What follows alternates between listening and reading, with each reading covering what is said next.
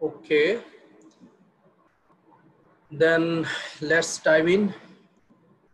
Today's our class is on especially neurosurgery and how to perform neurosurgery and how to give anesthesia safely in neurosurgery. So let's begin.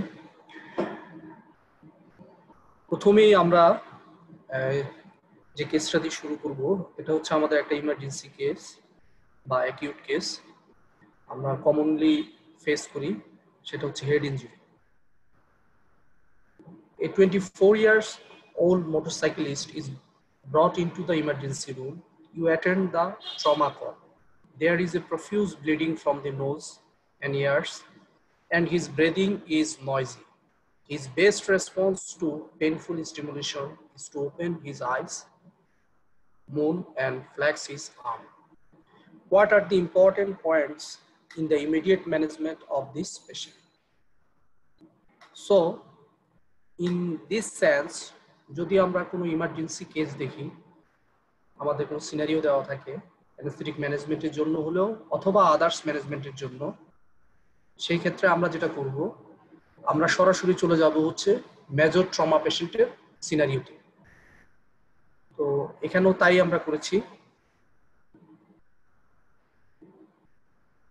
আমরা এই major trauma পেশেন্টের যে কোনো scenario যদি থাকে সেই ক্ষেত্রে ম্যানেজমেন্টটা হবে আমাদের স্ট্যাটিক্যাল step by step.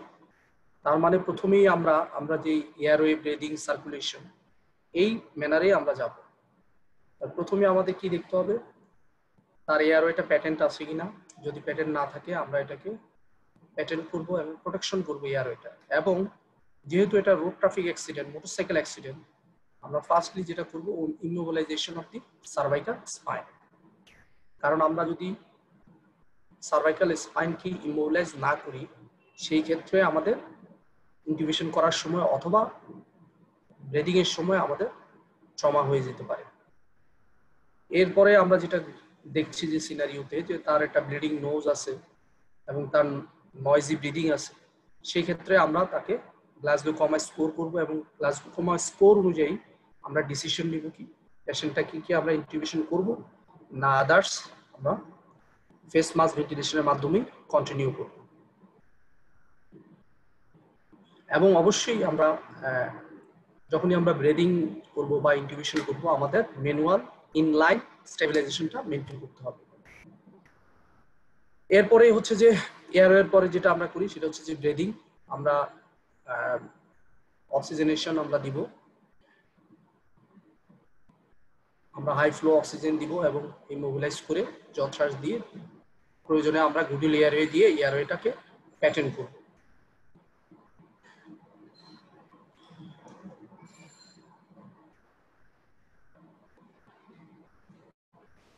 Senior anaesthetist এবং anaesthetic assistant should be formed.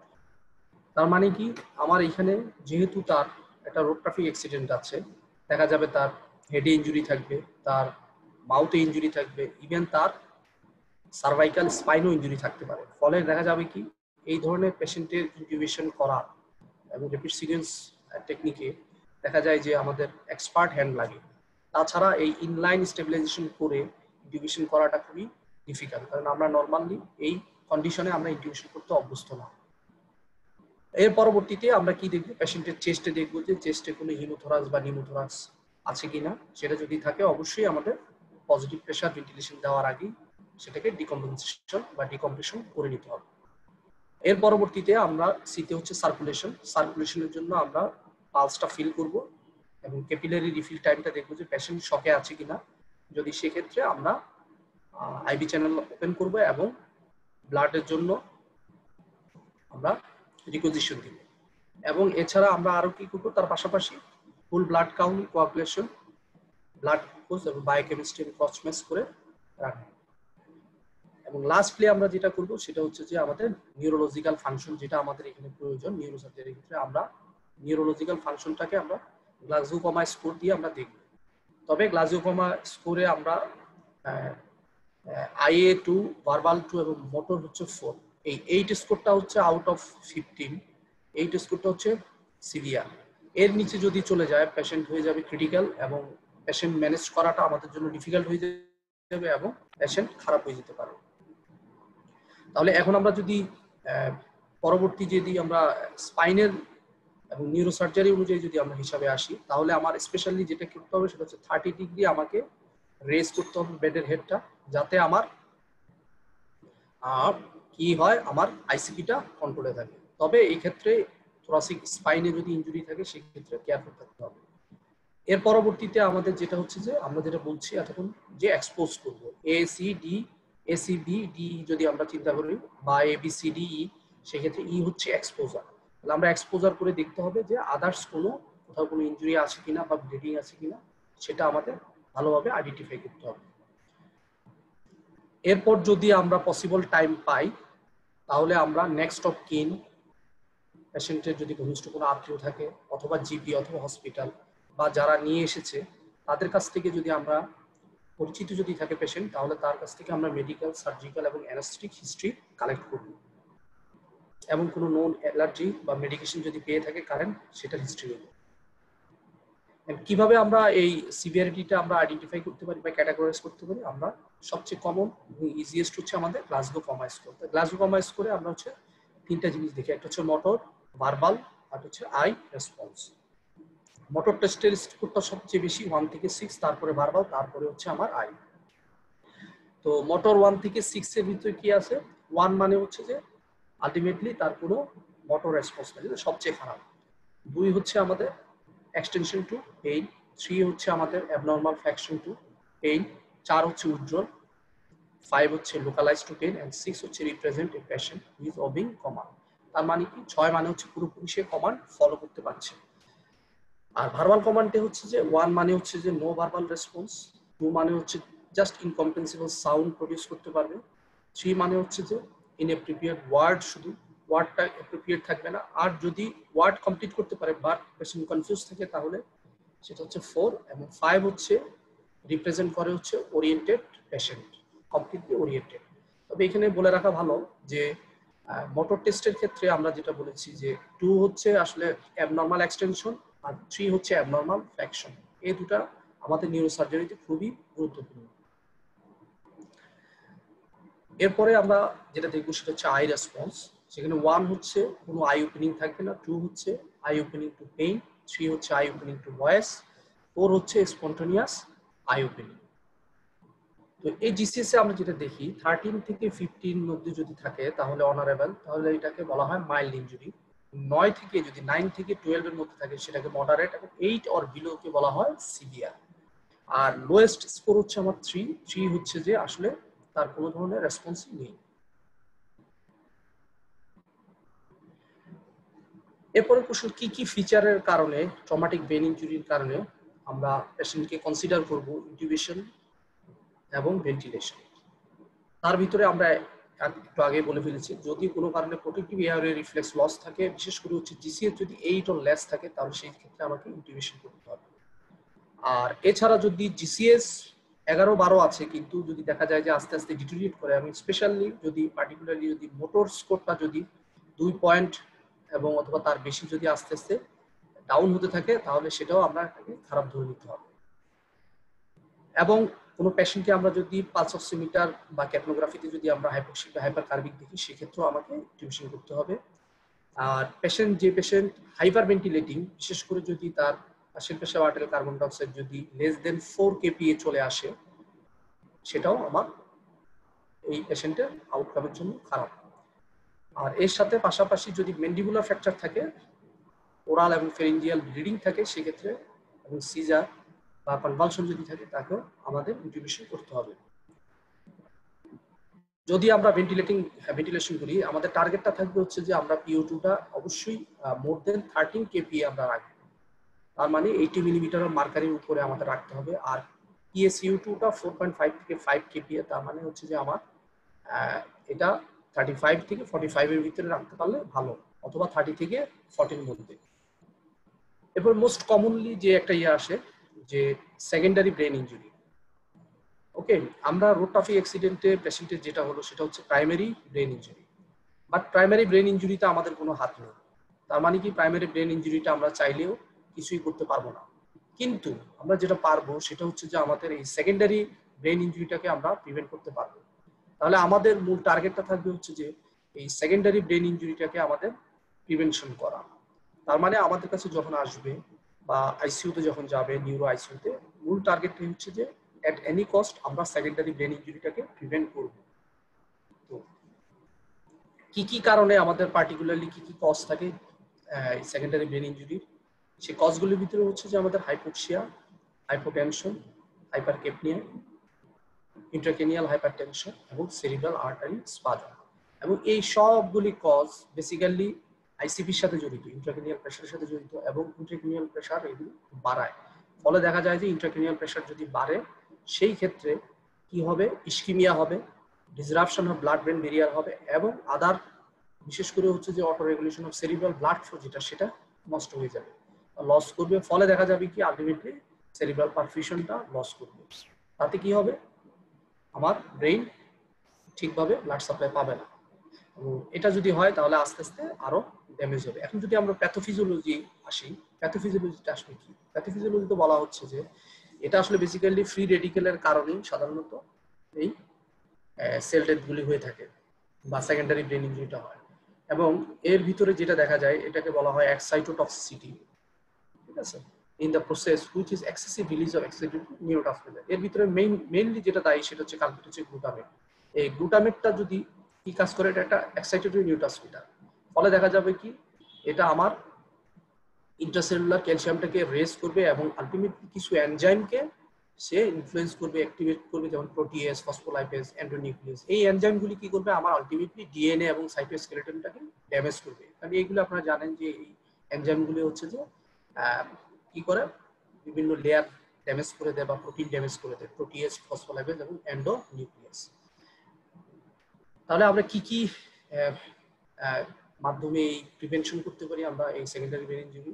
তো সেকেন্ডারি ব্রেন ইনজুরি আমরা এর আগেই বলেছি যে আমরা কি করব, আমাদের টার্গেট হচ্ছে যে অক্সিজেনেশন। তার মানে আমরা যে কোনো ভাবে পেশেন্টকে ভেন্টিলেশন করে, আমরা যদি দেখি PO2টা কম 13 kPa এর নিচে, আমরা ভেন্টিলেট করে PO2টাকে ইনক্রিজ করব, এবং কার্বন ডাইঅক্সাইডটাকেও সেম পার্সেন্টেজ কার্বন ডাইঅক্সাইডটাকেও আমরা নর্মাল রেঞ্জের মধ্যে রাখার চেষ্টা করব।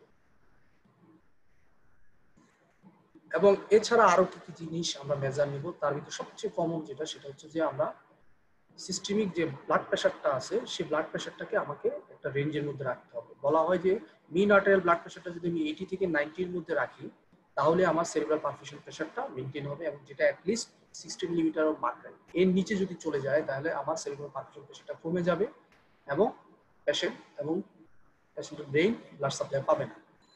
এর পাশাপাশি আমাদের আরো কিছু জিনিস দেখতে হবে, যেমন হচ্ছে যে আমাদের ফিজিওলজিক্যাল প্যারামিটার, যেটা হচ্ছে যে আমাদের গ্লুকোজ লেভেল এবং টেম্পারেচার।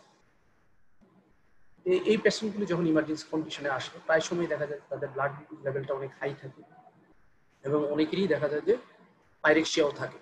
তো এই পাইরেক্সিয়া এবং হাইপারগ্লাইসিমিয়া দুটোই আমরা জানি যে ব্রেনের সেলকে ইডিমা করে এবং মেটাবলিজম বাড়ায়। ফলে দেখা যায় যে আলটিমেটলি আমার আইসিপি বাড়ে এবং পারফিউশন প্রেশার কমে, এবং ব্রেনের জন্য যেটা মোটেও ভালো না। এর পাশাপাশি অনেক সময় অনেক বেশি ইনজুরি হলে সিজার হয়, এবং সিজারটাও সেম কনভালশনটা মেটাবলিজম রেট বাড়িয়ে দেয়। ফলে যেটা দেখা যায় আলটিমেটলি এটা খারাপের দিকেই যায়। একটা হাইপোথিসিস আছে যেটা আমরা সবাই জানি যে প্রেশার এবং ভলিউমের রিলেশনশিপ। আমাদের জানি যে আমাদের ক্রেনিয়াম বা আমাদের যেই স্কালটা সেটা হচ্ছে কি আমার একটা রিজিড স্ট্রাকচার। এটাকে আমরা একটা বক্সের সাথে যদি তুলনা করি, এই বক্সের ভিতরে আমাদের কি কি জিনিস আছে, তিনটা জিনিস আছে, যেমন হচ্ছে ব্লাড আছে, ব্রেন টিস্যু আছে এবং CSF আছে। এবং এদের ভিতরে যে কোনো একটার যদি পরিমাণ বেড়ে যায় তাহলে কি করতে হবে, আরেকটার ভলিউম কমে গিয়ে সেটাকে মিনিমাইজ করতে হবে, ঠিক আছে। তা যদি না হয় তাহলে কি হবে, ইন্ট্রাক্রেনিয়াল প্রেশারটা ইনক্রিজ করবে, কারণ এর তো এক্সপানশনের কোনো সুযোগ নেই। আমার ব্লাড যদি বেড়ে যায় তাহলে ব্রেন টিস্যু শ্রিঙ্ক করতে হবে বা CSFটা কমে যেতে হবে। CSF যদি বেড়ে যায় তাহলে ব্রেন টিস্যু শ্রিঙ্ক করতে হবে, অথবা ব্লাডও সেই জায়গায় শ্রিঙ্ক করবে বা ব্লাড সাপ্লাই কমে যাবে। তো এটাকে বলা হয় মনরো-ক্যালিস হাইপোথিসিস। তো কম্পেনসেশন কিভাবে হয় আমরা বললাম, যেটা reduction of the blood volume of venous blood, বিশেষ করে যে স্কাল ক্রেনিয়ামে যে ভেনাস ব্লাডটা থাকে সেটা রিডাকশন হয়ে যায়, এবং কম্প্রেশন হয়, ফলে তার পাশাপাশি আরো কি হয়, সিএসএফটা ক্রেনিয়াম থেকে স্পাইনাল ক্যানেলে চলে আসে। এই দুইটা মাধ্যমে সাধারণত একটা লেভেল পর্যন্ত আমার যদি ব্রেইনে ইন্ট্রাসেরিব্রাল হেমোরেজও হয় সেটা ম্যানেজ করা সম্ভব। কিন্তু এর বেশি যখন চলে যাবে, যখন এই দুটো সিস্টেম টোটালি তার এক্সট্রিম লেভেলে চলে যাবে, তখন আর কোনো রাস্তা থাকবে না। তখন দেখা যাবে কি সে ব্রেইনটাকে ড্যামেজ করা শুরু করবে বা ব্রেইনটাকে চাপ দেওয়া শুরু করবে।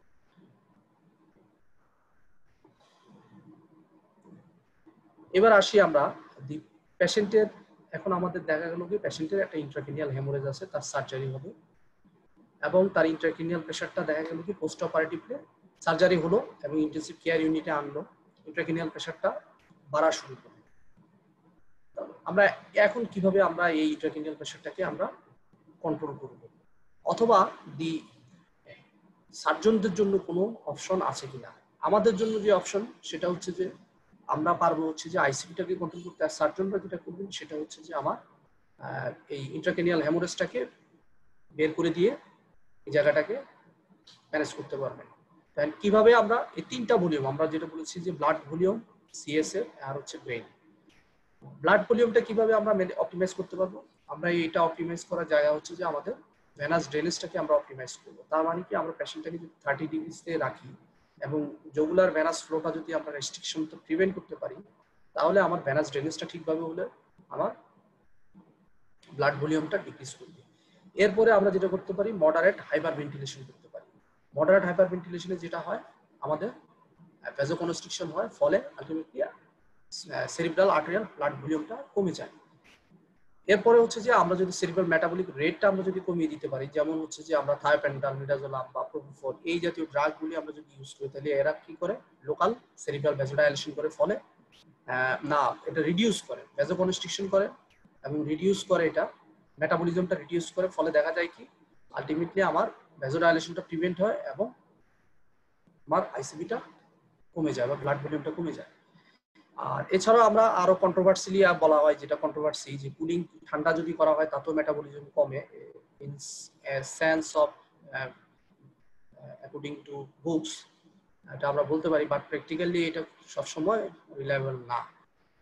আর এর ছাড়া আমরা যেটা করবো যে সিজার এবং পাইরেক্সিয়া, যেটা সেরিব্রাল মেটাবলিক ডিমান্ড বাড়ায়, সেটাকে আমাকে কন্ট্রোল করতে হবে খুবই আর্লি, এবং যদি কোনো হেমাটোমা থাকে সেটা সার্জিক্যালি আমরা ইন্টারভেনশন করে বের করে দিলে আলটিমেটলি ব্লাড ভলিউমটা কমে যাবে।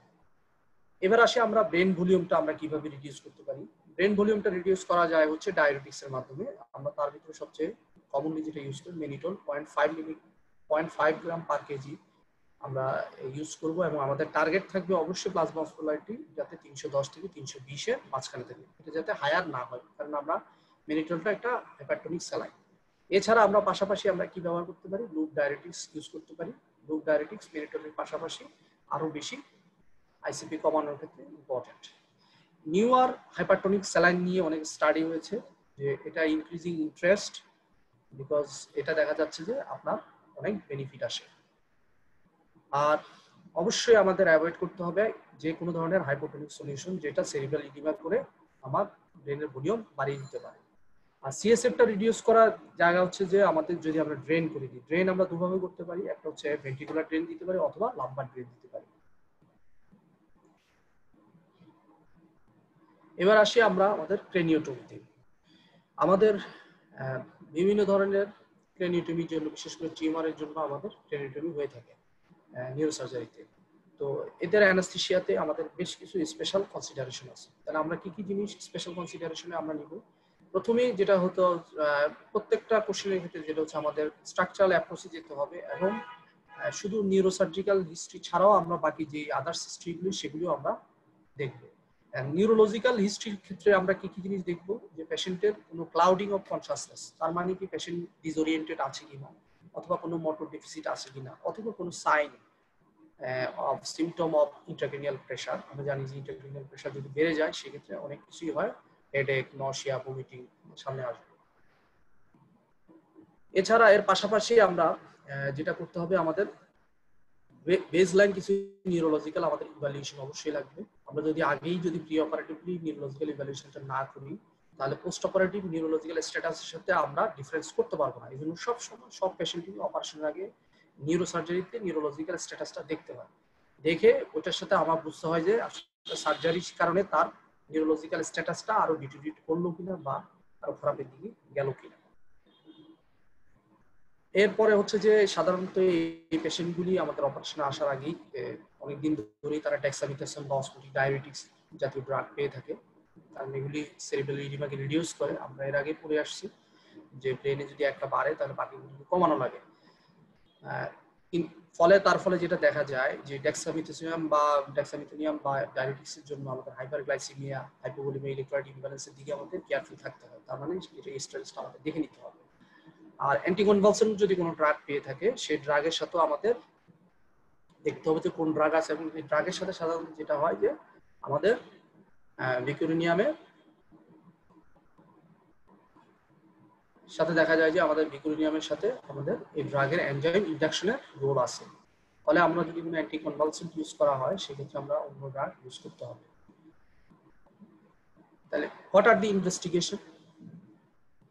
ইনভেস্টিগেশনগুলি কি কি? আমরা ইনভেস্টিগেশনের ভিতরে প্রথমেই যেটা দেখবো সেটা হচ্ছে ইসিজি। কারণ এখানে ইসিজির প্রয়োজন হচ্ছে যে তার এই ইসকেমিক হার্ট ডিজিজ বা এই জাতীয় বা কার্ডিয়াক ভালভুলার হার্ট ডিজিজ আছে কিনা বা কোনো এরিথমিয়া আছে কিনা, এগুলিও কিন্তু আমাদের আইডেন্টিফাই করতে হবে, তাহলে এর আলটিমেটলি কন্ডিশনটা আরো রিস্কি হয়ে যাবে। আর একটু আগে আলোচনা করছি যেহেতু ডায়াবেটিক্স পায় আমরা ইউরিয়া ইলেকট্রোলাইটসটা দেখে নিব।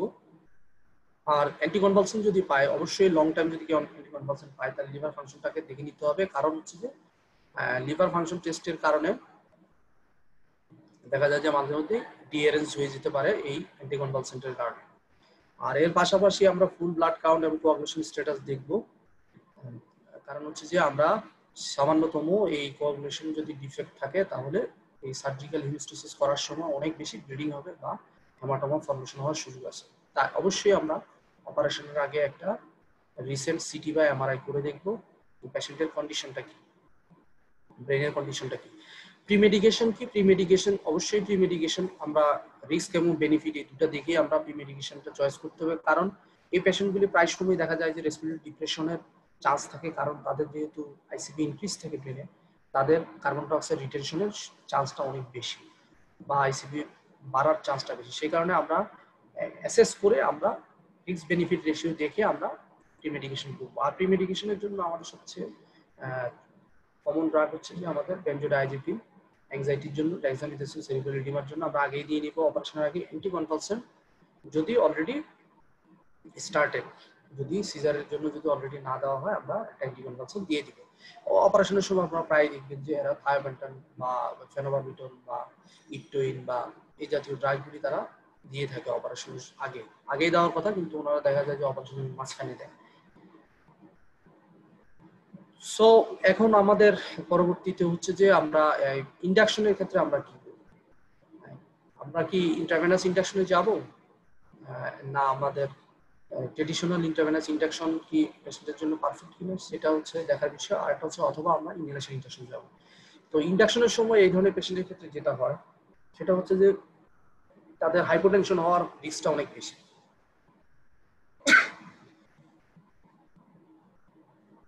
তো এই ক্ষেত্রে আমরা যেটা বলবো, অবশ্যই এই পেশেন্টগুলিকে আমরা আগেই আমরা এই হাইপোভোলিমিয়াটা কারেকশন করে নিতে হবে এবং একটা ভ্যাসোপ্রেসিভ ড্রাগ দিয়ে নিতে হবে। এবং বিশেষ করে ইন্টারভেনাস এজেন্ট প্রোপোফল এবং থায়োপ্রোপিন সবচেয়ে বেশি ইউজ হয় এবং এরা হচ্ছে বেনিফিশিয়াল, কারণ হচ্ছে যে এরা ডিক্রিজ সেরিব্রাল ব্লাড ফ্লো এবং মেটাবলিক রেটটা কমায় এবং এরা পাশাপাশি আবার ব্লাড প্রেশারটাও ফল করে। এবং বেনিফিটের দিক দিয়ে যেটা দেখা যায় যে যেখানে সিজারের অ্যাক্টিভিটিস আছে সেই জায়গাও এই ড্রাগগুলি দিলে সিজার অ্যাক্টিভিটিসটা কম থাকে। আর অবশ্যই অ্যাভয়েড করতে হবে ক্যাটামিন, কারণ কি ক্যাটামিন আমাদের সেরিব্রাল মেটাবলিক রেট বাড়ায় এবং ব্লাড ফ্লো বাড়ায়, আলটিমেটলি আইসিপি বাড়ায়। আর ভলাটাইল এজেন্টের ক্ষেত্রে, ভলাটাইল এজেন্টে যেটা দেখা গেছে যে সবগুলি মেটাবলিক রেট কমায় কিন্তু দেখা যায় যে সেরিব্রাল ভ্যাসোডাইলেশন করে। এই জন্য আমরা হ্যালোথেন এবং এনফ্লোরেন এই দুটো সবচেয়ে বেশি সেরিব্রাল ভ্যাসোডাইলেশন করে। এই দুটোকে আমরা সাধারণত ইউজ করা হয় না, কমনলি ইউজ করা হয় আইসোফ্লোরেন, কারণ হচ্ছে যেটার least effect on cerebral blood flow. ফলে আলটিমেটলি সেরিব্রাল মেটাবলিক রেটটাও কমবে এবং আইসিপিটাও কম থাকবে। এবং নাইট্রাস অক্সাইডের ক্ষেত্রে যেটা বলা আছে যে নিউরো অ্যানেস্থেটিয়া প্র্যাকটিসে এটা আসলে বেসিক্যালি কোনো প্লেস নেই, কারণ আলটিমেটলি এটা বলা হয় যেটা আইসিপি ইনক্রিজ করে এবং প্লাস হচ্ছে যে এয়ারফিল্ড কোন স্পেস যদি থাকে সেখানে ডিফিউশন করে সেই এয়ারফিল্ড স্পেসটাকে সে ইনক্রিজ করে। এরপরে আমরা যেটা আসি যে নিউরোমাসকুলার ব্লকিং এজেন্ট আমাদের কোনো ডিফারেন্স আছে কি। নিউরোমাসকুলার ব্লকিং এজেন্টের ক্ষেত্রে যেটা বলা হয় যে বিশেষ করে ব্যান্ডেল আইসোকুলিয়াম, যেটা আমরা অ্যাট্রাকিরিয়াম জাতীয় ড্রাগগুলো হিস্টামিন রিলিজ করে, ফলে আমরা ব্লাড প্রেশার রিডিউস করার কারণে এই ড্রাগটা আমরা ইউজ করতে পারবো না।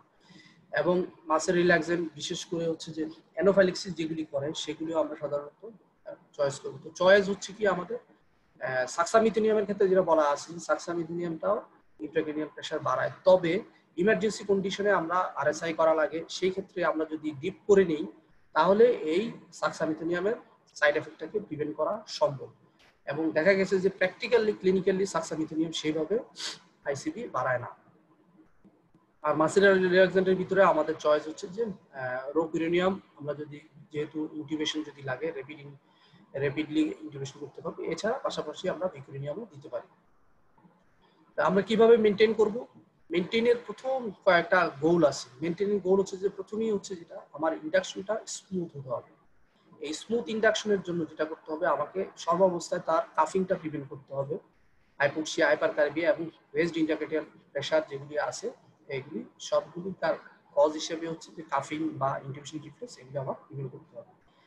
এরপরে হচ্ছে যে আমরা যেটা করবো যে পেশেন্টের আমরা এয়ারওয়েটা আমরা ডিফিকাল্টিস আছে কিন্তু সেটা অ্যাসেস করে নিব। যদি ডিফিকাল্টিস থাকে সেই ক্ষেত্রে আমরা কি করতে পারি, টোটাল ইন্ট্রাভেনাস অ্যানাস্থেসিয়া, টিবা, প্রোপোফল এবং রেমিফেন্টানিন। তার পাশাপাশি আমরা নন ডিপোলারাইজিং মাসেল রিল্যাক্সেন্ট, যেটা আমরা রোপিউরেনিয়াম আগে বলেছি, আমরা এটা দিয়ে আমরা ইনজেকশন করতে পারি।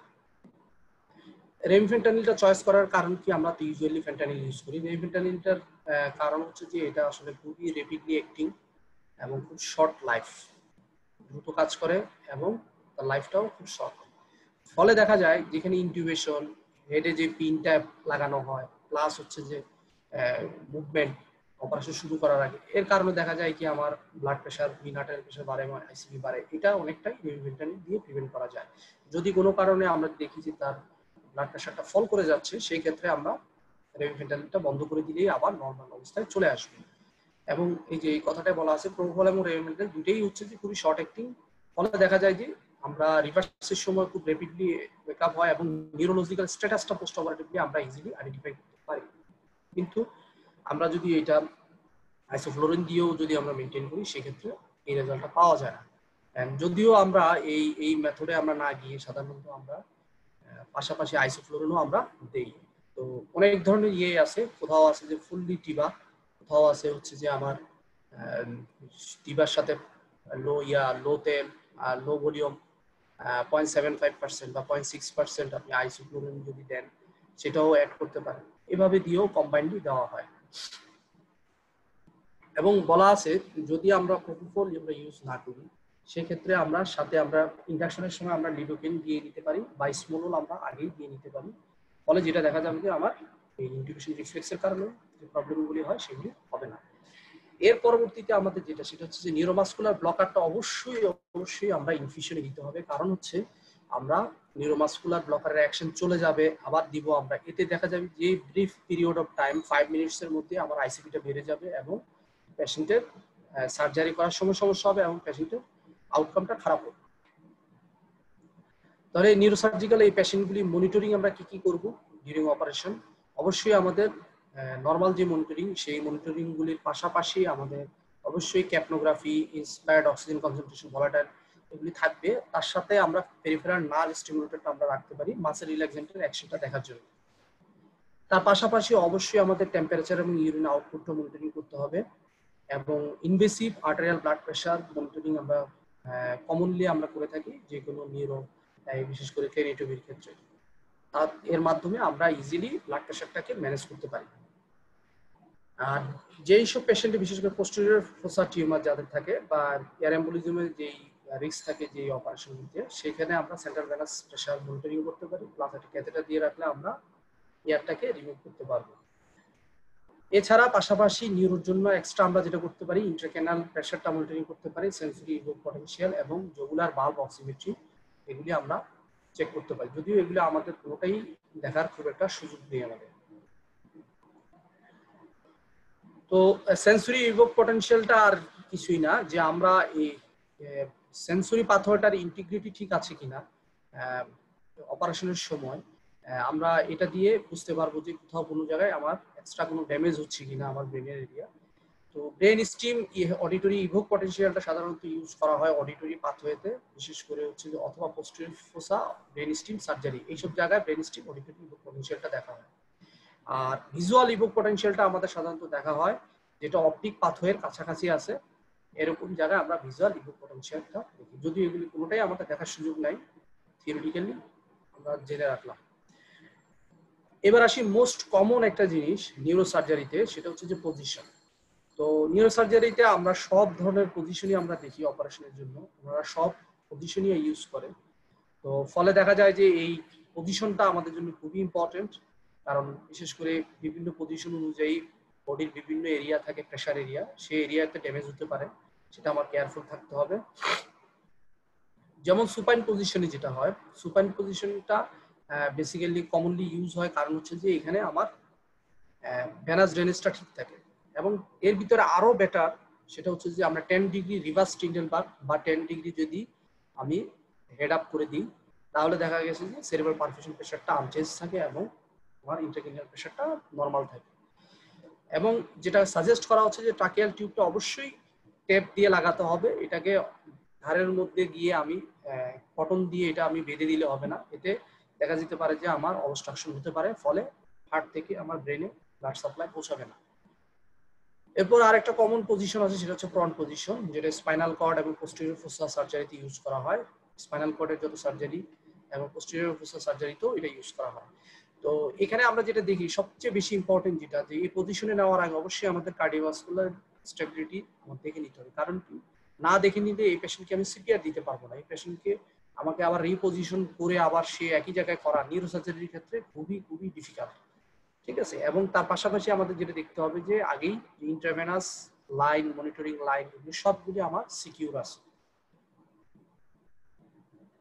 এবং আরেকটা জিনিস হচ্ছে যে রেসপিরেশন কন্ট্রোল ভেন্টিলেশনই করি বা স্পন্টেনিয়াসই আমরা এই অ্যাবডোমেনটাকে তার ফ্রি রাখতে হবে, এই জন্য আমরা পেলভিসের নিচে আমরা ওয়েজ দিব, ওয়েজ দিয়ে আমরা ফ্রি রাখবো। এবং অবশ্যই হেডটা যেহেতু এমনভাবে সাপোর্ট দিতে হবে যে হেডটা যাতে ওভার এক্সটেন্ডেড বা নেক যাতে ফ্লেক্স না হয়, যার ফলে আমার কোনো কারণে আমার সার্কুলেশন কমে যায়, অথবা আমার আইটাকেও আমাকে প্রোটেক্ট করতে হবে যাতে কোনো কারণে প্রেশারের কারণে আইটা আমার রেটিনিয়াল ব্লাড সাপ্লাই কমে যায় বা ইসকেমিয়া হয় বা সাবসিকুয়েন্ট ব্লাইন্ডনেস ডেভেলপ করে। এরপরে নেক্সট কন্ট্রোভার্সিয়াল পজিশন সেটা হচ্ছে সিটিং পজিশন। সিটিং পজিশন হচ্ছে সবচেয়ে রিস্কি পজিশন। এটা সাধারণত সেরিব্রোপন্টাইল অ্যাঙ্গেল, সিপি অ্যাঙ্গেল টিউমার যেখানে থাকে সেখানে, অথবা পোস্টেরিয়র থার্ড ভেন্ট্রিকল রিজনে যদি কোনো অপারেশন হয়, সেই অপারেশনগুলি সাধারণত সিটিং পজিশনে করা হয়।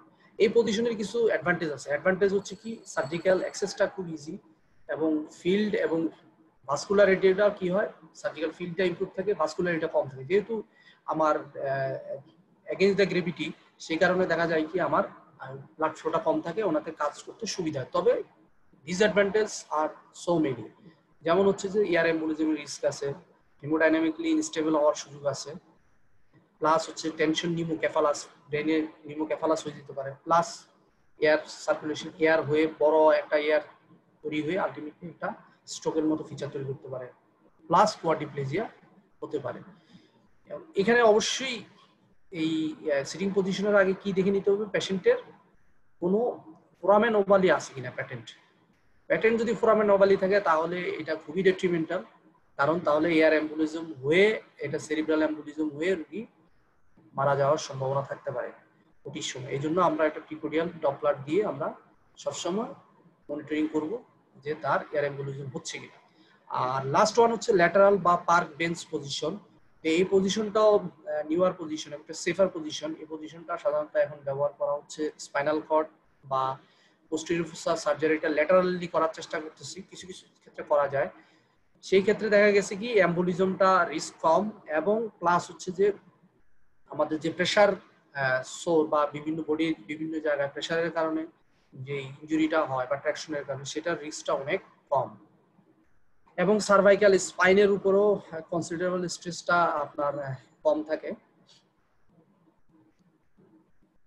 এখন এই অপারেশনটাই আমরা যদি অ্যাওয়েক করতে চাই, যেটাকে বলা হয় অ্যাওয়েক ক্রেনিওটমি, সেটা করা যাবে কিনা এবং এটার অ্যাডভান্টেজ বা করা গেলে ডিসঅ্যাডভান্টেজটা কি। অবশ্যই অ্যাওয়েক ক্রেনিওটমি করা সম্ভব, তবে তার ক্ষেত্রে আগে দেখে নিতে হবে যে পেশেন্ট কমপ্লিটলি ওরিয়েন্টেড, তার মানে কোনো কনফিউশন থাকা যাবে না, কমিউনিকেশন কোনো ডিফিকাল্টিস থাকা যাবে না, তাহলে এই সার্জারি কন্টিনিউ করা যাবে না। তাহলে পেশেন্ট যদি আগে থেকে নিউরোলজিক্যাল ফাংশনটা ভালো থাকে এবং কমিউনিকেট করে, সেই ক্ষেত্রে আমরা অ্যাওয়েক ক্রেনিওটমি করতে পারবো। এটা বিশেষ করে হচ্ছে যে আমরা লো অক্সিপিউট টিউমার, বিশেষ করে লো অক্সিপিউট টিউমার যেগুলি আছে সেগুলি প্রন পজিশন লাগে, এই ক্ষেত্রে আমরা এই অ্যাওয়েক ক্রেনিওটমি আমরা করতে পারবো না। অথবা পেশেন্ট যদি খুব এক্সট্রিমলি অ্যাংজাইটিতে থাকে তাহলেও এটা করা যাবে না, অ্যাওয়েক ক্রেনিওটমি সম্ভব না। Patient would also be excluded if their lesion requires significant dural resection. যদি অনেক বড় dural resection করতে হয় সেক্ষেত্রেও সম্ভব না, কারণ এর জন্য আমার কি হবে, আমার পটেনশিয়ালি খুবই পেইনফুল হবে। এছাড়া হচ্ছে যে আমাদের ফিজিওলজিক্যাল এবং অ্যানাটমিক্যাল কিছু ফ্যাক্টর আছে, যেমন হচ্ছে কারো যদি অর্থোপনিয়া থাকে তাহলে অর্থোপনিয়া হলে সুপাইন পজিশনে থাকতে পারবে না, বা যদি কারো জয়েন্টের সমস্যা থাকে সে তো সুপাইন পজিশনে স্টে করতে পারবে না। ফলে দেখা যাবে কি এই পেশেন্টের আমরা অ্যাওয়েক ক্রেনিওটমি আমাদের জন্য পসিবল না। অ্যাওয়েক ক্রেনিওটমির সবচেয়ে অ্যাডভান্টেজ যেটা সেটা হচ্ছে যে নিউরোলজিক্যাল ইভ্যালুয়েশন, মানে কন্টিনিউয়াসলি আমরা নিউরোলজিক্যাল ইভ্যালুয়েশন করতে পারবো এবং কোথাও কোনো আমাদের অপারেশনের কারণে ডিউ টু সার্জারির কারণে কোথাও কোনো এরিয়া ড্যামেজ হয়ে যাচ্ছে কিনা সেটা আমরা দেখতে পাবো। ইজিলি আমরা পেশেন্টের সাথে কমিউনিকেশন করে আমরা পেশেন্টের নিউরোলজিক্যাল স্ট্যাটাসটা আমরা সবসময় আমরা মনিটরিং করতে পারবো। তবে অবশ্যই আমাদের খেয়াল রাখতে হবে যে পেশেন্টের loss of control of ventilation এবং ইমোবিলিটি, এই দুইটা আমাদের মাথায় রাখতে হবে। এই দুইটা কিন্তু যদি কোনো কারণে তার ভেন্টিলেশন লস করে, রেসপিরেটরি ডিপ্রেশন হয়ে যায়, সেক্ষেত্রে আমরা এটা আর অ্যাওয়েকে কন্টিনিউ করতে পারবো না, অথবা পেশেন্ট যদি বেশি নড়াচড়া করে সেক্ষেত্রেও আমাদের সম্ভব না। আর এর সাইড এফেক্টের ভিতরে কি আছে, যেমন কিছু রিস্ক অফ সিজার্স আছে আমাদের এখানে অনেক 60 থেকে 18% সম্ভাবনা, এবং দেখা গেছে যে নশিয়া ভমিটিং এর চান্স হচ্ছে 8 থেকে 50% with risk of pulmonary aspiration.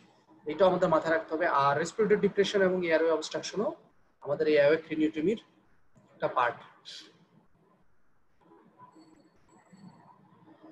এবার আসি আমরা ভাস্কুলার নিউরো সার্জিক্যাল লিশনস। এটা নাও এর কমন একটা সিনারিও হয়ে গেছে, কারণ আমরা যে সাবআরাকনয়েড হেমোরেজিস নিয়ে আসি এগুলো ম্যাক্সিমাম হয় আইদার অ্যানোরিজমের জন্য অথবা আর্টেরিওভেনাস ম্যালফরমেশনের জন্য। একটা হেমোরেজিস নিয়ে আসে, পরে দেখা যায় যে তার অ্যানোরিজম আছে অথবা এবিএম ম্যালফরমেশন আছে। তো এদের যাদের থাকে তাদের ক্ষেত্রে নিউরোসার্জারিটা লাগে এবং প্রচুর কেস হচ্ছে এখন। তো এটা ম্যানেজ করাটা আমাদের জানা থাকা লাগবে। তো সাবআরাকনয়েড হেমোরেজের ফিচার্স গুলি কি কি? Headache, sudden headache, transient or prolonged loss of consciousness, vomiting, seizure. আর এবিএম যদি থাকে same headache, seizures, focal neurological কিছু সাইন থাকতে পারে, বিশেষ করে যদি মাস ইফেক্ট থাকে পেশেন্টের সেই ক্ষেত্রে, অথবা হাই আউটপুট কার্ডিয়াক ফেলুর বা সাবআরাকনয়েড বা ইন্টারসেপ্টাল হেমোরেজ নিয়ে আসতে পারে। তো এখন যদি আমরা চিন্তা করি যে এই এর জন্য কি কি ধরনের ম্যানেজমেন্ট আমাদের আছে। সার্জিক্যাল ম্যানেজমেন্ট সাধারণত দুই রকম, একটা হচ্ছে শুধু সার্জিক্যাল ক্লিপিং আর একটা হচ্ছে রেডিওলজিক্যাল কয়েলিং। আমরা দুভাবে আমরা ম্যানেজ করতে পারি, একটা ক্রেনিওটমি করে আমরা ক্লিপিং করতে পারি, আরেকটা হচ্ছে ইন্টারভেনশন রেডিওলজিস্টের মাধ্যমে আমরা কয়েলিং বা বেলুন দিয়ে আমরা সেই অ্যানিউরিজমটাকে আমরা প্রিভেন্ট করতে পারি। তো কনসিডারেশনটা কি, আমরা যদি সার্জিক্যালে ক্লিপিং করতে যাই ক্রেনিওটমিতে, সেক্ষেত্রে আমাদের কনসিডারেশন হচ্ছে অবশ্যই আমাকে মিন আর্টারিয়াল প্রেশারটা যাতে সাডেনলি রাইজ না করে সেটা আমাকে দেখতে হবে। যেমন হচ্ছে ইন্টিউবেশন বা হেড পেইনের সময় স্টিমুলেশনের কারণে হার্ট রেট বেড়ে ব্লাড প্রেশার বেড়ে এই আইসিপিটা বেড়ে যেতে পারে, ফলে আমার পেশেন্টের এই এনোরিজম থেকে রাপচার হয়ে যেতে পারে। সেজন্য এটা আমার খেয়াল রাখতে হবে। পাশাপাশি যেমন আগে কমনলি যেটা দেখতাম যে আমরা হাইপোটেনসিভ অ্যানাস্থেসিয়া দিতাম, কন্ট্রোল হাইপোটেনশন যেটাকে বলা হয়। তো ইদানিং যেটা দেখা যায় যে সার্জনরা আর এটা করতেছে না, কারণ হচ্ছে যে তারা এই টেম্পোরারি একটা ক্লিপ দিয়ে আসে যেটা অ্যানোরিজম ক্লিপিং, সেই জায়গা বাদেও মেজর যেই ফিডিং আর্টারিগুলি আছে মেজর সেরিব্রাল আর্টারিগুলি আছে সেখানে আগেই তারা একটা ক্লিপিং দিয়ে আসে, যে আর্টারির একটা ব্রাঞ্চ অ্যানিউরিজম হয়েছে সেই আর্টারিটাতে মেইন আর্টারিটাতে ক্লিপিং দিয়ে আসে, ফলে দেখা যায় কি আর ব্লিডিং এর চান্সটা কমে যায়। মনিটরিং আমরা আলোচনা করেছি, সেম কমন। আর এছাড়া হচ্ছে যে আলাদা intracranial pressure, brain evoke potential, jugular brain, এগুলো আসলে যদিও আমাদের পসিবল না আমাদের পক্ষে, কিন্তু ভালো সেন্টারগুলিতে মনিটরিং করা হয়। আর ইন্টারভেনশনাল রেডিওলজির ক্ষেত্রে আমরা যেটা করব, এখানে কয়েলিং করা হয় বা কার্ডিয়াক সার্জারি, কার্ডিয়াকের মতো স্ট্যান্ডিং করা হয় বা বেলুন দেওয়া হয়। এই ক্ষেত্রে যেটা সবচেয়ে বড় কমন প্রবলেম সেটা হচ্ছে যে এর সাইট, এটা এমন একটা জায়গায় করা হয়, অ্যানজিওগ্রাফিক সুইটে করা হয়, যেটা রিমোট সাইট, আমাদের সাধারণত থিয়েটার থেকে অনেক দূরে। এবং এখানে পেশেন্টের যেটা থাকে যে অনেক ইনস্ট্রুমেন্ট থাকে, তাদের অ্যাক্সেসটা আমরা ইজিলি পাই না পেশেন্টের সাথে, প্রসিডিউরের সাথে। তো পেশেন্ট যদি কোনো কারণে খারাপ হয়ে যায় সেই ক্ষেত্রে আমরা পেশেন্টের ইজি অ্যাক্সেসটা হয় না, ফলে আমাদের জন্য অনেক সময় এটা খুব রিস্কি হয়ে যায়।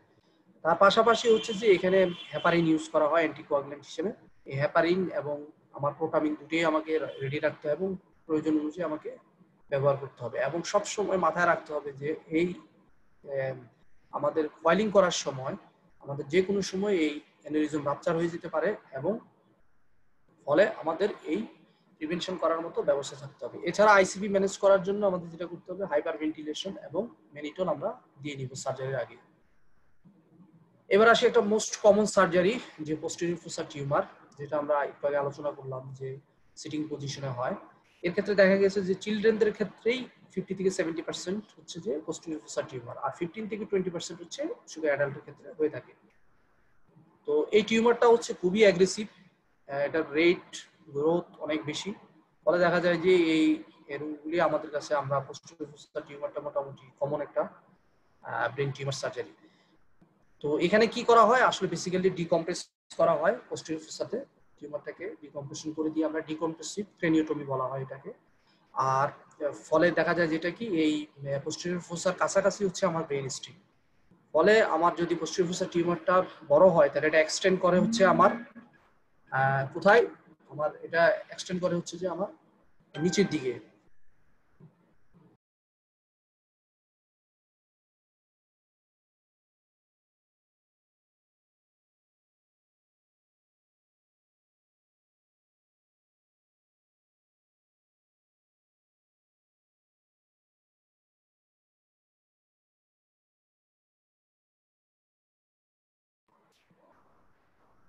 তো ইন্ডিকেশন ফর ঠিক আছে, তো দেন আমরা ব্রেন স্টিম পর্যন্ত এটা যদি চলে যায় তাহলে হার্নিয়েশন হয়ে গেলে আলটিমেটলি আমরা জানি যে ব্রেন স্টিমে আমাদের কি আছে, আমাদের ভাইটাল সেন্টারগুলি আছে, কার্ডিয়াক সেন্টার, রেসপিরেটরি সেন্টার, তো এই সেন্টারগুলো অবটান্টেড হয়ে যেতে পারে।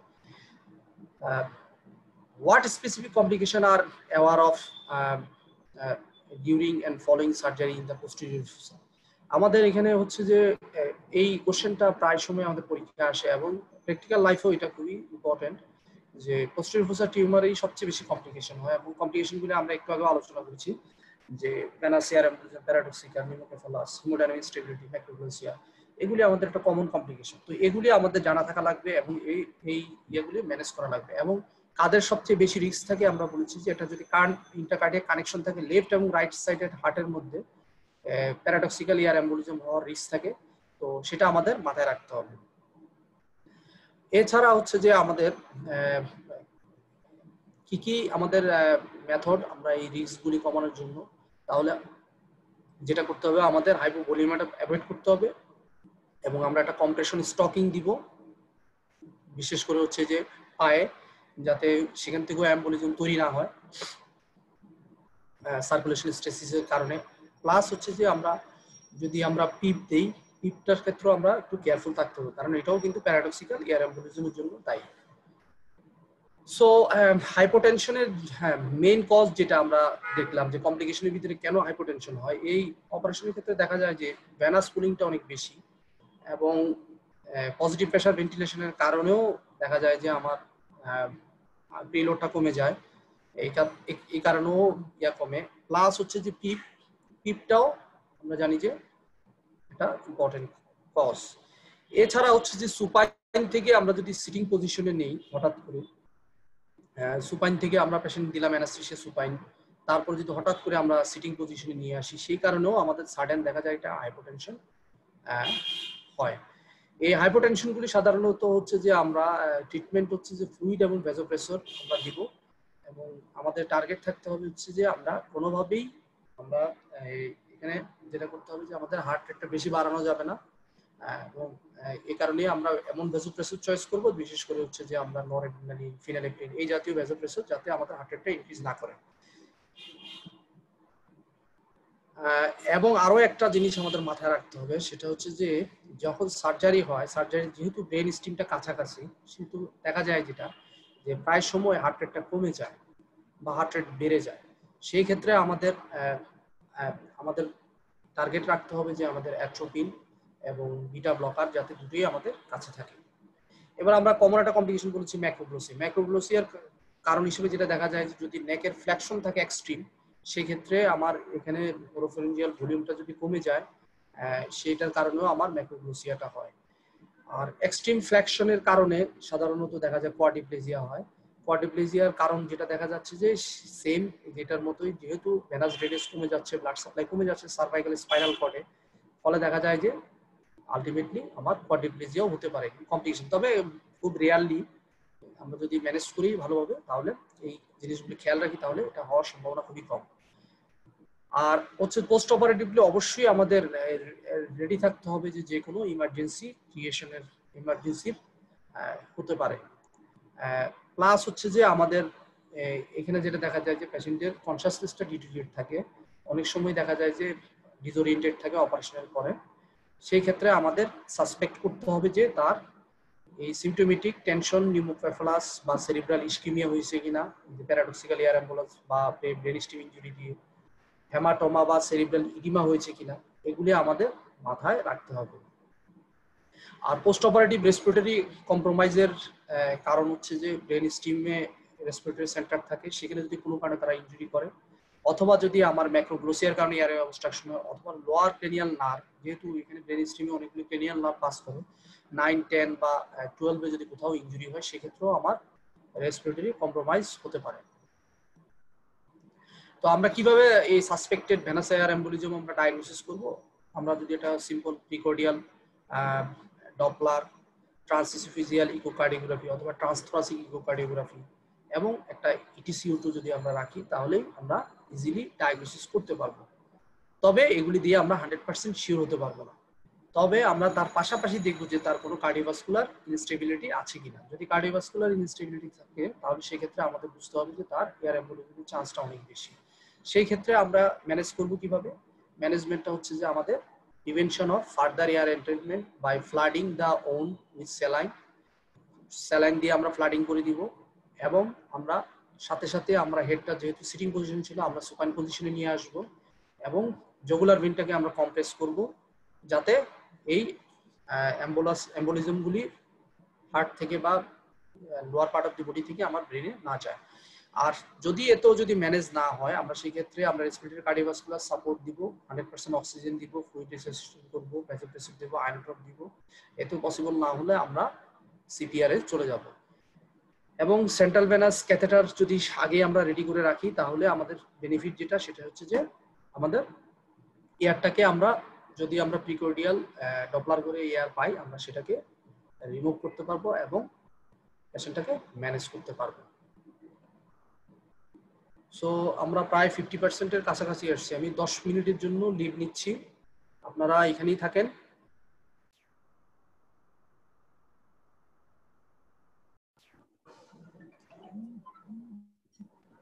So let's begin.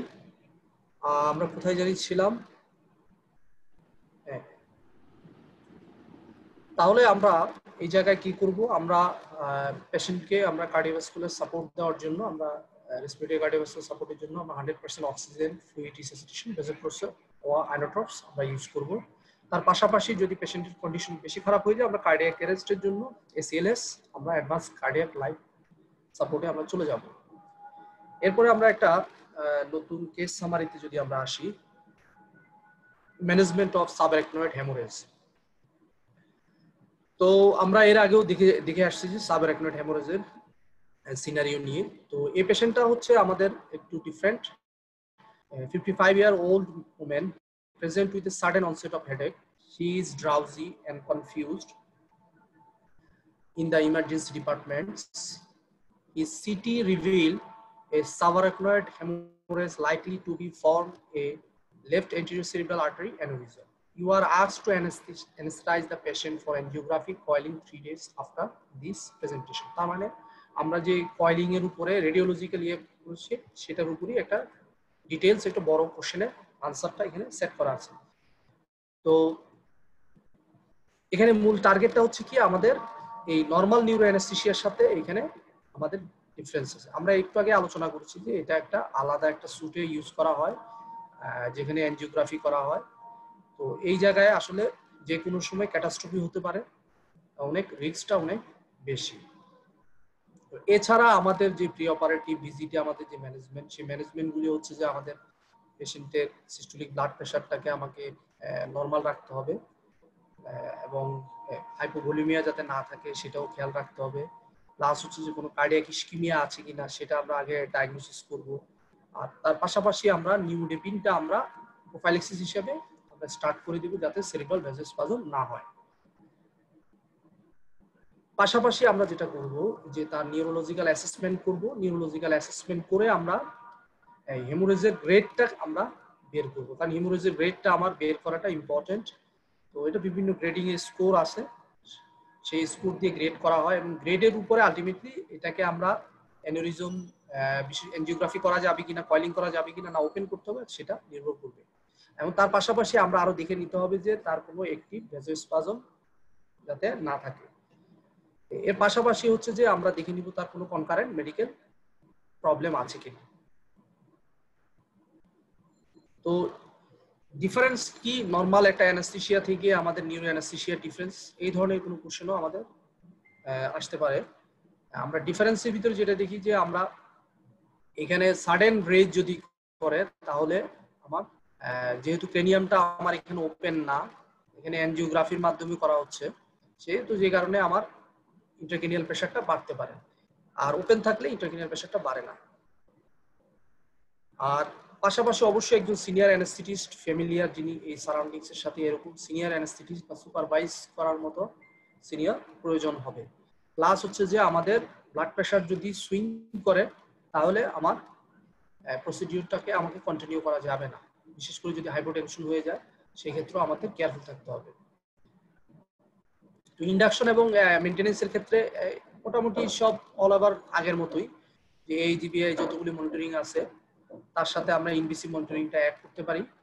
প্লাস হচ্ছে যে সেন্ট্রাল ভেনাস প্রেশার মনিটরিং করতে পারি এবং টেম্পারেচার দেখতে পারি, ইউরিনের ক্যাথেটার এবং পেশেন্টের পজিশনের দিকেও আমাদের খেয়াল করতে হবে যাতে কোনো কারণে অবস্ট্রাকশন হয়ে জুগুলার ভেনাস ব্লাড ফ্লোটা না কমে যায়। আর আমরা অ্যানাস্থেসিয়ার জন্য, আমরা ইন্ডাকশনের জন্য, মেইনটেনেন্সের জন্য টোটাল ইন্টারভেনাসটা আমরা দিতে পারবো। টোটাল ইন্টারভেনাস অ্যানাস্থেসিয়া দিয়েই ইজিলি এগুলি ম্যানেজ করা যায়, যেহেতু আমার এখানে ওপেন কোনো প্রসিডিউরে যেতে না হয়। ব্লাড প্রেশারটা কন্ট্রোল করার ক্ষেত্রে আমরা যেটা বলবো লেরিঙ্গোস্কোপি সময়, সেটা হচ্ছে যে আমরা এডিশনাল আমরা ড্রাগের সাথে এডিশনাল লিডোকেন আমরা ইউজ করতে পারি। মাসেল রিল্যাক্সেন্ট হিসেবে আমরা রোপিনিয়ামটাই চয়েস করব। প্লাস হচ্ছে যে আমরা নার্ভ স্টিমুলেটরটা আমরা ইউজ করব। রোপিনিয়াম না থাকলে আমরা বিক্রেনিয়ামে যাব। আর নাইট্রাস অক্সাইডের ক্ষেত্রে বলা হয় যেটা এখানেও অ্যাভয়েড করার জন্য, বাট সবসময় যে আমরা মানে স্ট্রিক্টলি এটা অ্যাভয়েড করতে হবে তা না, তবে সম্ভব হলে আমরা এটা অ্যাভয়েড করব। যদি টোটাল ইন্টারভেন্স সম্ভব হয় তাহলে আমরা নাইট্রাস অক্সাইডটা প্রয়োজন পড়ছে না। আর আইসিপি এবং ইন্টারনাল কার্বন ডাইঅক্সাইডের সাথে আমাদের যে রিলেশনটা আছে আমরা আগে আলোচনা করেছি, সেভাবে আমরা ম্যানেজ করব যাতে আমাদের উইদিন 30 থেকে 40 বা 45 এর ভিতরেই থাকে। আর ভ্যাজোঅ্যাক্টিভ ড্রাগ আমরা অবশ্যই অ্যাভেলেবেল রাখতে হবে, কারণ আমি আগে বলেছি এটা খুবই রিস্কি, যে কোনো সময় আমার ইনজুরি হয়ে যেতে পারে বা ব্লাড প্রেশার ইনক্রিজ করতে পারে, সেক্ষেত্রে কমানোর প্রয়োজন করতে পারে, অথবা ব্লাড ব্লিডিং হয়ে হাইপোটেনশন হতে পারে, সেক্ষেত্রে ব্লাড প্রেশার বাড়ানোর প্রয়োজন করতে পারে। এবং হেপারিন, প্রোটামিন রেডি রাখবো আমরা। পোস্ট অপারেটিভলি এই পেশেন্টগুলি আমরা কিভাবে ম্যানেজ করব? আমরা এই পেশেন্টের ব্লাড প্রেশারটা, সিস্টোলিক ব্লাড প্রেশারটা আমরা 140 এবং 160 এর মাঝামাঝি আমরা রাখবো এবং রেগুলারলি আমরা নিউরোলজিক্যাল অ্যাসেসমেন্ট করব যাতে ভ্যাসোস্পাজমটা আমরা না হয়। এবং এই পেশেন্টগুলিকে আমরা এসডিইউতে রাখবো ইমিডিয়েটলি পোস্ট অপারেটিভে, এবং কোনো ধরনের সাবঅ্যারাকনয়েড হেমোরেজের কোনো কমপ্লিকেশন আছে কিনা সেটাও আমরা দেখব। কি কি কমপ্লিকেশন আমাদের হতে পারে এবং এগুলি আমরা আইডেন্টিফাই করতে পারবো। মোস্ট কমন কমপ্লিকেশন হচ্ছে যে অ্যানোরিজমটা রাপচার করে যেতে পারে, অথবা আমার বেলুন দেওয়ার পরেও এটা রাপচার করতে পারে। তো ফলে ইন্ট্রাক্রেনিয়াল হেমোরেজ হলে আমাকে ডায়াগনোসিস করা যাবে আমার পুশিং সাইনটা দেখে, হাইপারটেনশন এবং ব্রেডিকার্ডিয়া প্লাস হচ্ছে কার্ডিয়াক অ্যারিথমিয়া। এই তিনটা জিনিস যদি থাকে তাহলে আমি বুঝতে পারবো যে সেখানে ইন্ট্রাক্রেনিয়াল হেমোরেজের রিস্ক আছে বা ইন্ট্রাক্রেনিয়াল হেমোরেজ হয়ে গেছে অলরেডি। তো এটা যদি আমাদের ডিউরিং প্রসিডিউরের সময় হয় তাহলে অবশ্যই আমাদের ডায়লেমা আছে, আমরা কি প্রসিডিউরটা কন্টিনিউ করব কিনা, অথবা আমরা ইন্টেনসিভ কেয়ারে পাঠাবো কিনা, বা আর্জেন্ট আমরা ওপেন ক্রেনিওটমিতে যাব কিনা। এবং এইটা বেসিক্যালি পোস্ট অপারেটিভ হলো আমাদের এই একই সেম কোশ্চেনগুলি আমাদের আসবে আফটার প্রসিডিউর।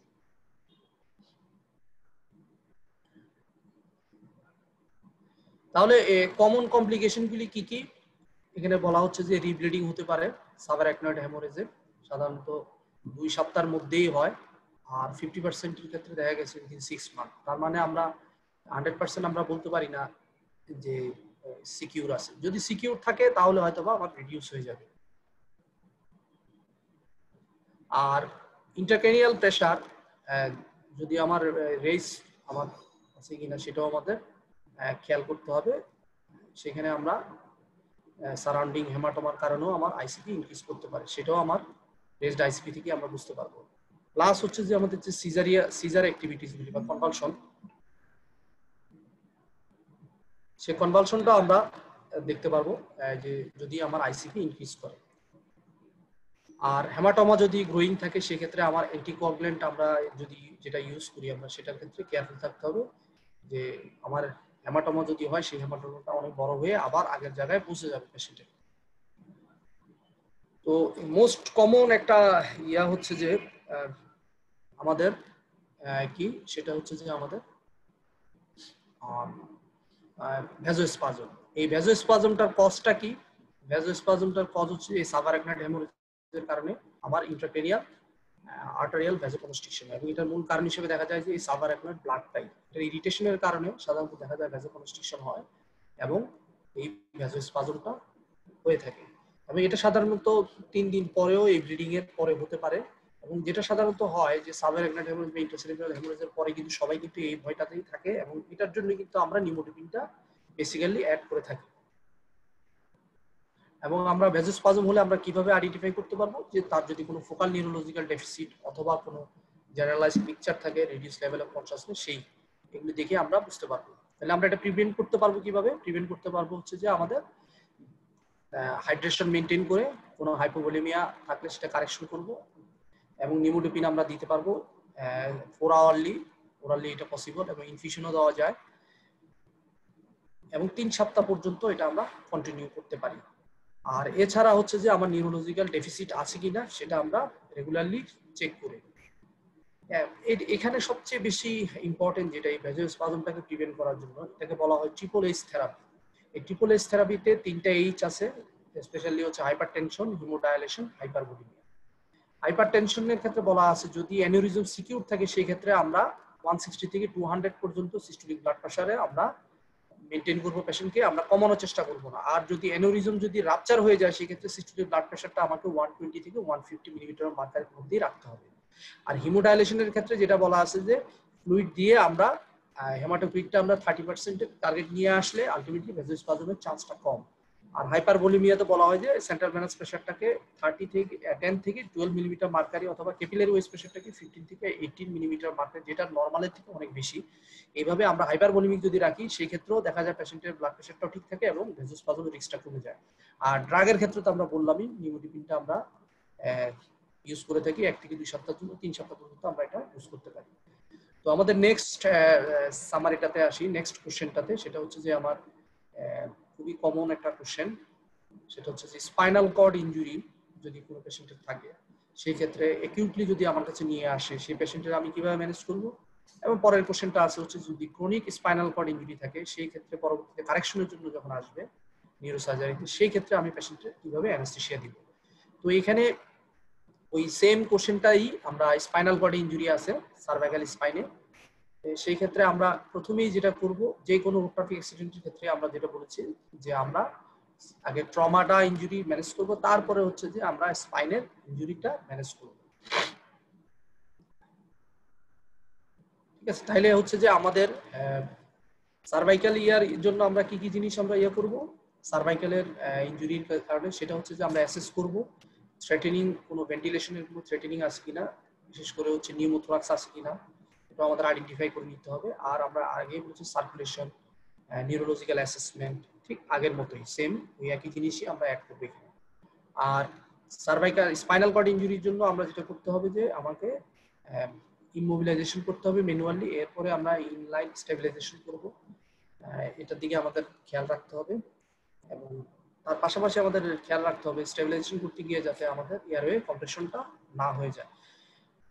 আর most common cervical spinal cord ইনজুরিতে যেটা দেখা যায় সেটা হচ্ছে প্রোফাউন্ড ব্রেডিকার্ডিয়া হয়, এবং এই ব্রেডিকার্ডিয়ার কারণে দেখা যায় যে সাধারণত লেরিঙ্গোস্কোপির সময় ইন্টিউবেশন যদি আমরা করতে যাই তখন আরো বেশি ব্রেডিকার্ডিয়া হয়, সেই জন্য আমার আগে থেকেই সেটার প্রিকশন নিয়ে রাখতে হবে। আর স্পাইনাল কর্ড ট্রান্সেকশনের কারণে যেটা দেখা যায় যে সার্ভাইকাল স্পাইনে আমরা যদি সাধারণত ট্রানজেকশন হয়, সেই ক্ষেত্রে দেখা যায় যে আমার ডায়াফ্রামের ফাংশনটা সাফিসিয়েন্ট থাকে, কিন্তু ইন্টারকোস্টাল এবং আদার যে ফাংশনগুলি সেই ফাংশনগুলি ঠিক থাকে না, যার কারণে ভেন্টিলেটর কম্প্রোমাইজ হওয়ার রিস্ক থাকে, এবং ইভেন অনেক সময় ফ্রেনিক নার্ভও ইনজুরি হয়ে যায়, সেই কারণেও দেখা যায় যে আমার রিস্কটা থাকে। এইগুলো আমাদের মাথায় রাখতে হবে। তারপরে নেক্সট যেটা হয় এই স্পাইনাল কর্ড ইনজুরির কারণে নিউরোজেনিক পালমোনারি ইডিমা, এই নিউরোজেনিক পালমোনারি ইডিমাটাও আমাদের আগেই আমরা অ্যাসেস করে নিতে হবে, এবং এটা শুধুমাত্র যে স্পাইনাল কর্ড ইনজুরিতে হয় তা না, এবং ব্রেন ইনজুরিতেও সাধারণত associated head injury, severe head injury হলেও সেই জায়গায় নিউরোজেনিক পালমোনারি ইডিমাটা হতে পারে। তো এটাকে অ্যাসেস করার জন্য আমরা এবিজি করে দেখব তার PO2 এবং PCO2 কি অবস্থা। আর এছাড়া হচ্ছে যে আমাদের আরেকটা জিনিস মাথায় রাখতে হবে, যদিও আমার স্পাইনাল কর্ডের ইনজুরি নিচের দিকে দেখা যাবে, সার্ভাইকাল স্পাইন নিচের দিকে আছে, কিন্তু যদি হেমাটোমা হয় বা কর্ড স্পাইনাল কর্ডটা ইডিমা হয়, আস্তে আস্তে দেখা যাবে সময়ের সাথে 2 থেকে 3 দিন পরে এই লেভেল অফ লিশনটা টেনিয়ারলি মুভ করবে, ফলে আমার আলটিমেটলি পেশেন্ট রেসপিরেটরি ডিপ্রেশন হবে এবং রিস্কে পড়ে যাবে। সেই ক্ষেত্রে আমাদের আগেই এগুলো অ্যাসেস করে দেখে আমাদের প্রয়োজনে আমরা ইনটিউবেশন এবং কন্ট্রোল ভেন্টিলেশন আমরা চলে যাব, এবং এই পেশেন্টের কন্ডিশন দেখার জন্য আমরা অবশ্যই একটা সিটি স্ক্যান করতে হবে, সিটি স্ক্যান করে আমরা পরবর্তী ম্যানেজমেন্টে যাব। যদি এই পেশেন্টের ইনটিউবেশন লাগে, সেক্ষেত্রে বলা হয়েছে যে কি কি জিনিস আমাদের নেসেসারি, যেহেতু আমরা আগে আলোচনা করেছি যে এটা একটা ডিফিকাল্ট ইনটিউবেশন, কারণ কি ইনলাইন স্টেবিলাইজেশন করে তারপর করা লাগে, সেই জন্য আমাদের সব ধরনের ব্যবস্থাই থাকতে হবে, যেমন বুজি, তারপর বিভিন্ন সাইজের লেরিঙ্গোস্কোপ, এলএমএ অনেক সময় দেওয়া পসিবল হয় না, পাশাপাশি আমাদের ক্রিকোথাইরোটমি সেটও আমাদের থাকতে হবে, এবং এক্সপার্ট অ্যানেস্থেটিস্ট সামনে আমাদের প্রেজেন্ট থাকতে হবে। এবং আমাদের টার্গেটটা থাকবে অবশ্যই আমরা যাতে এই হাইপোক্সিয়া, হাইপার এবং হাইপোকার্বিয়াটা যাতে আমার ডিউরিং ইনটিউবেশন বা ইন্ডাকশনের সময় যাতে না হয়। এবং র্যাপিড সিকোয়েন্স ইন্ডাকশনের ক্ষেত্রে যেটা বলা হয়েছে যে 2 হ্যান্ড ক্রিকুয়েট প্রেশার দিতে হবে স্কিল, কারণ এইটা হচ্ছে ডিসপ্লেসমেন্টটা, সার্ভাইকাল স্পাইন ডিসপ্লেসমেন্টটাকে কমায় সে। আমরা যদি এক হাতে দিই তাহলে দেখা যাবে যে সেভাবে আমাদের এটা সম্ভব হবে না ইনলাইন মোবিলাইজেশনের জন্য, কিন্তু 2 হ্যান্ডেড ক্রিকেট প্রেশারটাকেই মানে সাজেস্ট করা হয় উইথ স্কিলড পারসন। এবং তার পাশাপাশি আমাদের ওই যে ব্রেডিকার্ডিয়া হওয়ার, হাইপারটেনশন হওয়ার রিস্ক থাকে, সেজন্য ভ্যাসোপ্রেসর এবং অ্যাট্রোপিন আমাদের রেডি রাখতে হবে।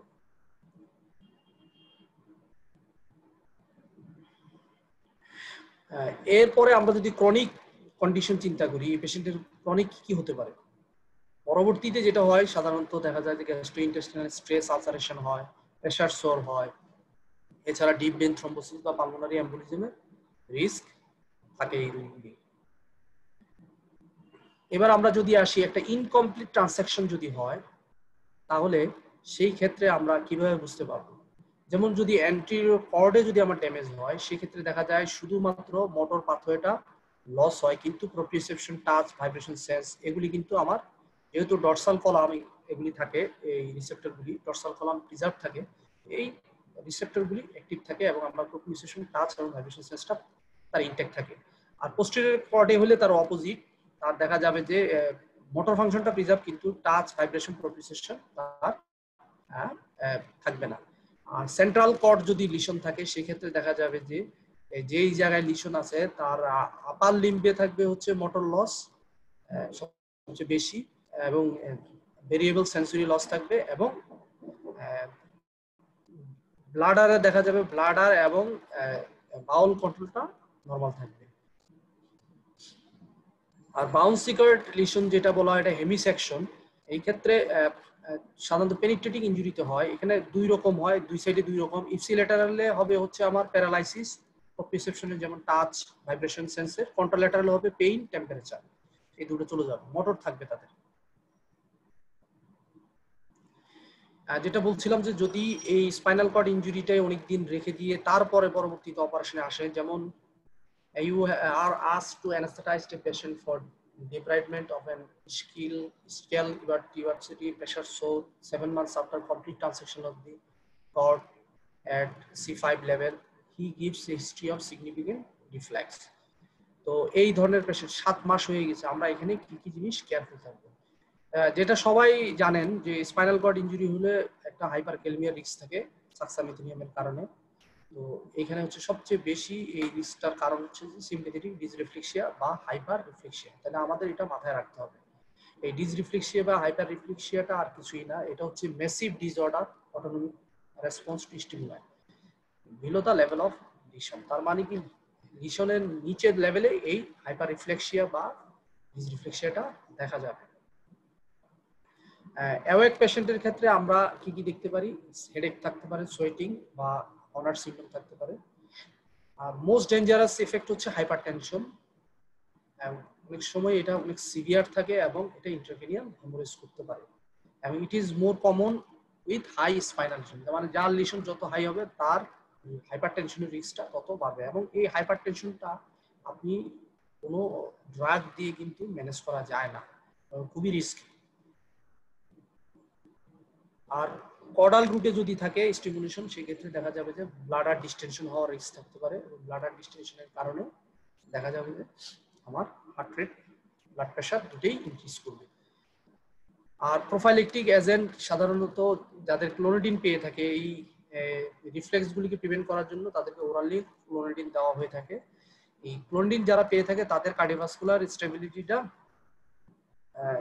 ইনস্টেবিলিটিটা মিনিমাইজ হয়। অতএব আমরা এটাও খেয়াল রাখতে হবে যে তারা ক্লোনিডিন পায় কিনা। এবার অ্যানাস্থেটিক ম্যানেজমেন্টে আমরা যদি আসি, তাহলে হচ্ছে যে আমাদের এই সাধারণত এই সার্জারিগুলি কন্ডাক্টেড হয় হচ্ছে যে ল্যাটারাল অথবা ফ্রন্ট পজিশনে। তো ল্যাটারাল বা ফ্রন্ট পজিশনে যে যে সাইড এফেক্টগুলি আছে আমরা যা আগে বলেছি সেগুলি আমাদের কেয়ারফুল থাকতে হবে। এছাড়া হচ্ছে যে আমাদের পেশেন্টগুলির আগে থেকে ইয়ারওয়ে ডিফিকাল্টিস থাকে, ট্রাকেস্টমি থাকতে পারে, ভেন্টিলেটর ডিফিকাল্টিস থাকতে পারে, এবং প্লাস হচ্ছে যে আমাদের যেটা মাথায় রাখতে হবে বেশ কয়েকটা জিনিস, সেটা হচ্ছে পোস্ট অপারেটিভ নন ইনভেসিভ বা ইনভেসিভ ভেন্টিলেশন লাগতে পারে, এবং ডিসরিফ্লেক্সিয়ার যেই এফেক্টটা বললাম হাইপারটেনশন, টেকিকার্ডিয়া হতে পারে, এটাও আমাদের মাথায় রাখতে হবে। এরপরে আমরা যেটা দেখতে পাই সেটা হচ্ছে যে পজিশন নিয়ে হচ্ছে যে এদের কন্ট্রাকচার হয়ে যায়, যেহেতু কোয়াড্রিপ্লেজিয়া থাকে অনেক পেশেন্টের, তাদের দেখা যাবে যে জয়েন্টগুলি এবং মাসেলগুলি কন্ট্রাকচার থাকে, এবং ভাস্কুলার অ্যাক্সেস বা সার্জিক্যাল অ্যাক্সেসও অনেক সময় ডিফিকাল্ট হয়। এবং মাসেল স্পাজম আছে কিনা আমরা সেটাও আমরা পেশেন্টের কাছ থেকে হিস্ট্রি নিয়ে আমরা সেটাও আমার সার্জারিতে আমার ইন্টারফেয়ার করবে। এই ধরনের পেশেন্টের মাসকুলার স্পাজম থাকে, দেখা যায় লোয়ার লিম্বে মাসল স্পাজম থাকে।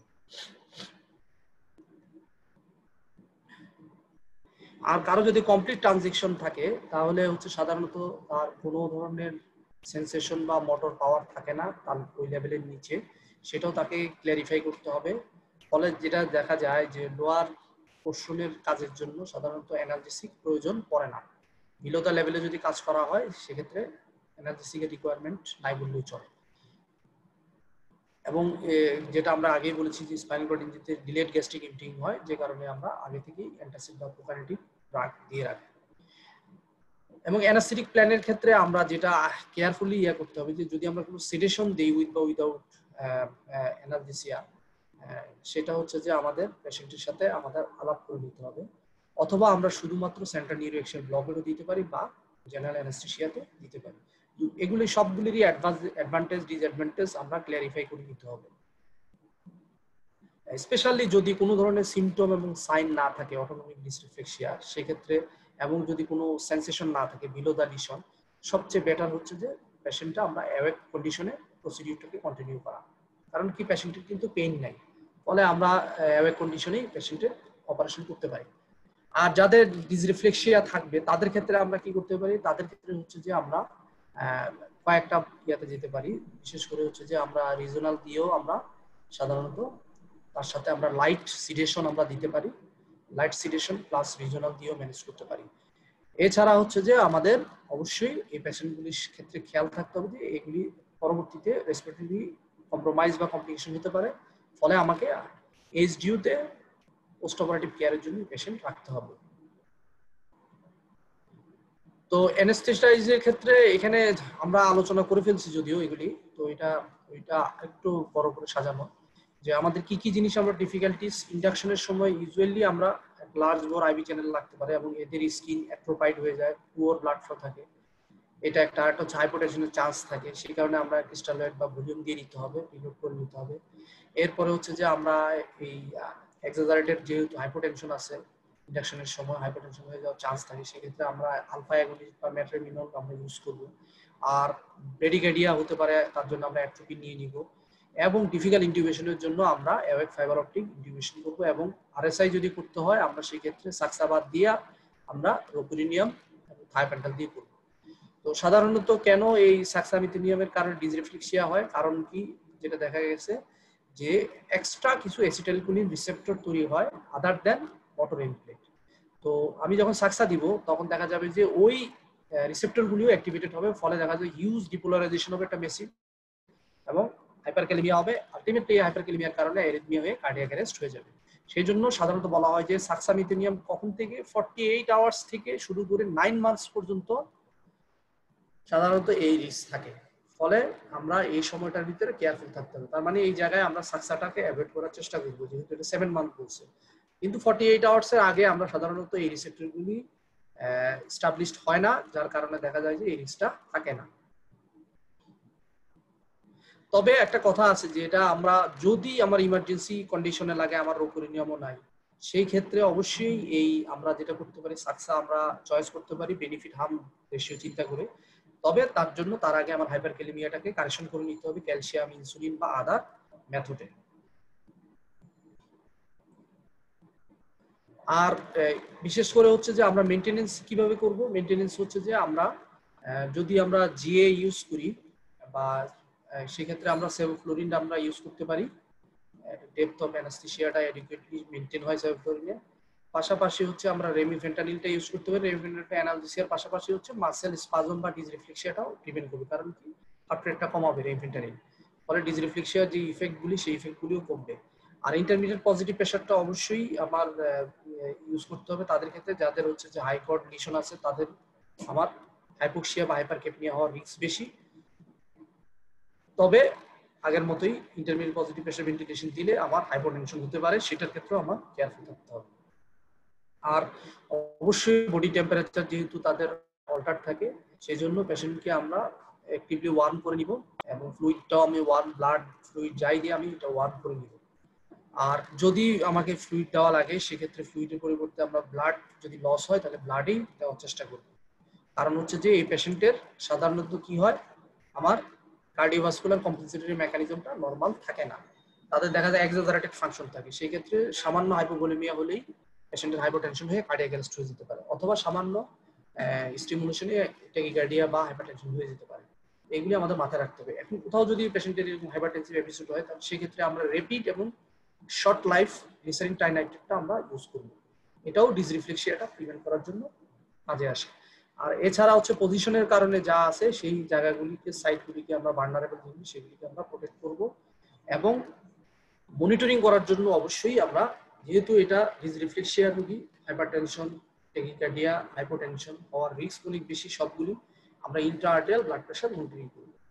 যেমন এই পেশেন্টের ক্ষেত্রেই যদি সব মেজার নেওয়ার পরও দেখা গেল যে এই পেশেন্টের ব্লাড প্রেশার রাইজ করে চলে গেল 210/140, সিস্টোলিক 210, ডায়াস্টোলিক 140, দেন আমরা কি করব?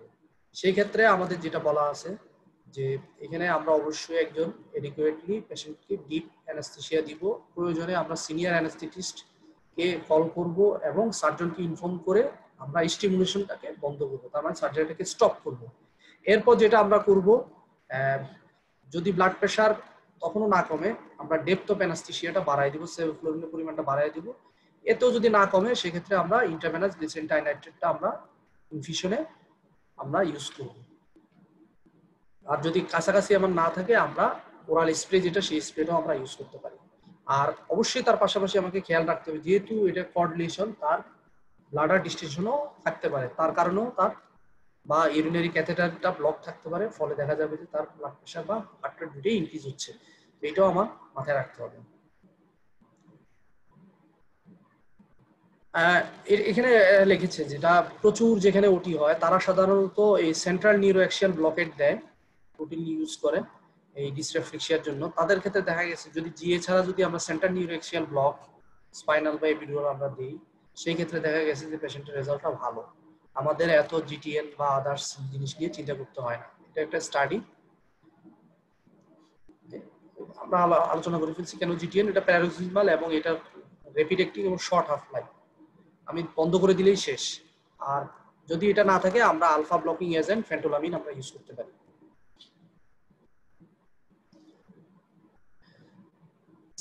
আমার ওটি শেষ হয়ে গেল, সার্জন এখন ইনফিলট্রেট করতে চাচ্ছে পেশেন্টের অ্যানালজেসিয়ার জন্য বুপ্রোপিওন এবং অ্যাড্রিনালিন। আমরা সেখানে কি করব? অবশ্যই এখানে অ্যাড্রিনালিনটা আমরা অ্যাভয়েড করব, এবং যদি বিলো দা কর্ড লিশন যদি তার কোনো সেন্স না থাকে সেক্ষেত্রে আমরা কোনো অ্যানালজেসিয়ার প্রয়োজন নেই, সেক্ষেত্রে আমরা সার্জনকে সেটা ইনফর্ম করবো যে প্রয়োজন নেই। আর যদি লাগে সেক্ষেত্রে শুধুমাত্র আমরা প্লেন লোকাল অ্যানাস্থেটিকটা আমরা দিব। আর অবশ্যই এই পেশেন্টের আমরা অ্যাড্রিনালিন ইউজ করবো না, কারণ হচ্ছে যে এদের ক্যাটেকোলামাইন লেভেলটা অনেক হাই থাকে, কারণ এই ডিসরেফ্লেক্সিয়ার কারণে নরএড্রিনালিন লেভেলটা ইনক্রিজ করে, ফলে দেখা যায় যে তার হার্ট রেট এবং ব্লাড প্রেশারটা অনেক বেশি ইনক্রিজ করে।